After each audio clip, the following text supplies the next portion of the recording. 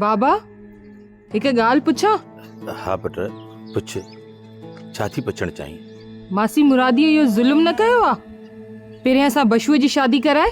पुट इहे सभु लिखे जा लेख आहिनि, इन्हनि खे केर बि मिटाए नथो सघे। बाबा बिल्कुलु लिखे जा लेख हूंदा आहिनि, पर ॾिसी वाइसी ईअं पंहिंजी औलाद खे आढ़ा में उछलाइण इहो त सही नाहे। ऐं चाचा मलूक ईअं ई पंहिंजी धीउ खणी बशूअ खे ॾेई छॾी। औलाद जो दुख इंसान खे ईअं वढींदो आहे जीअं वाढो वण खे वढींदो आहे। उनजो पेट कटे चीरे उनजे वजूद खां धार करे छॾींदो आहे। औलाद जो दुख बि ईअं ई हूंदो आहे माउ पीउ जे लाइ। इहो सूर को मलूक खां त पुछे पुट। त बाबा चाचा मलूक रईस सालार खान खे चए हा न त पहिरियां ई बशूअ जो को जोड़ नाहे।